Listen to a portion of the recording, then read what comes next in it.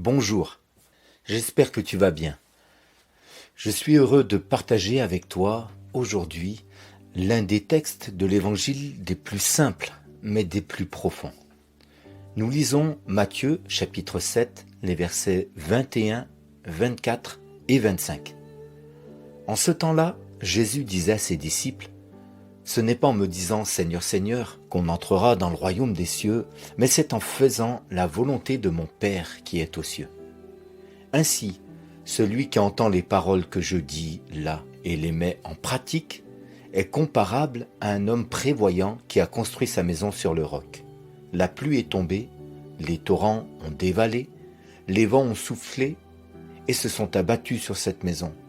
La maison ne s'est pas écroulée car elle était fondée sur le roc. » Jésus nous donne ici une image de notre vie.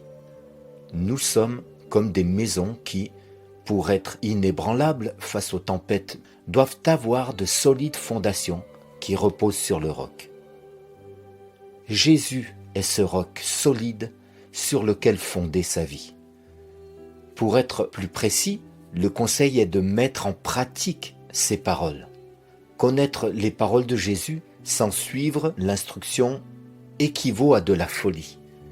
C'est comme bâtir une maison en posant des fondations sur l'instabilité du sable. À la moindre difficulté, tout chancellera. Une maladie, un temps de disette, une tension relationnelle, une blessure, et tout s'effondre. Aucun d'entre nous ne prendrait le risque de construire une maison sur un fondement instable. Je me souviens de la construction de la maison de mes parents.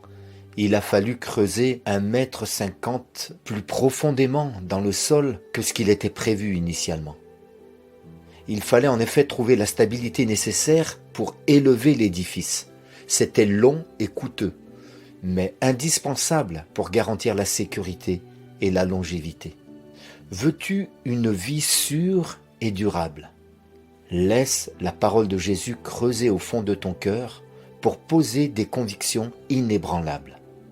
Il désire poser en toi les fondements de son amour inconditionnel, de sa fidélité constante, de son secours puissant et de l'espoir vivant qui est en lui. Aujourd'hui, mon ami, Jésus t'invite à la sagesse. Obéis à sa parole, peu importe le coup. Quand les tempêtes de la vie viendront, tu resteras debout, fort et inébranlable en Jésus. Sois béni. À bientôt.